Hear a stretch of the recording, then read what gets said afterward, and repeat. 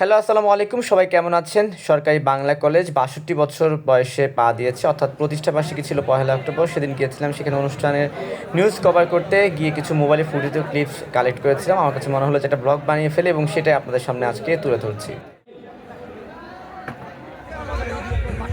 বাংলা কলেজে গিয়ে সবচেয়ে বেশি যেটা ভালো লাগলো সেটা হলো যে আমরা অসংখ্য শুভাকাঙ্ক্ষী পেলাম। খুব ভালো লাগলো, আবার লজ্জাও লাগছিল, কারণ সবাই সেলফি তুলতে আসছিল। না, আমার কাছে খুব আনইজি ফিল হচ্ছিল, কিন্তু কাউকে ফিরিয়ে দেনই চেষ্টা করেছি সবার সঙ্গে সেলফি তুলতে।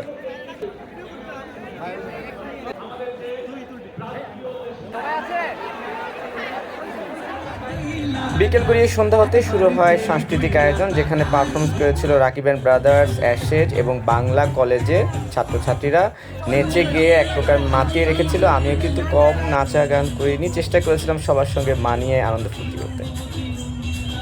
আমি আম্বের, আমি ছায়ানট, আমি হিন্দল, আমি চঞ্চল ঠমকি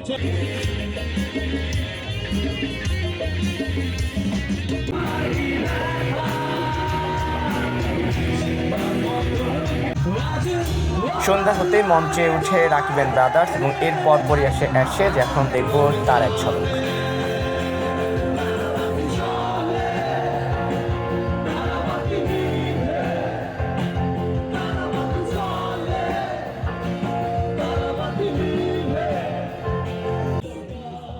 বাংলা কলেজের এই অনুষ্ঠানটায় পুরোটা সময় আমার সঙ্গে ছিল ছোট ভাই শাকিল। তাকে নিয়েই মোটামুটি ভালোই উপভোগ করেছি এবং একটা পর্যায়ে সেলফি তোলার ভয়ে চিপায় গিয়ে লুকিয়েছিলাম সাউন্ড বক্সে।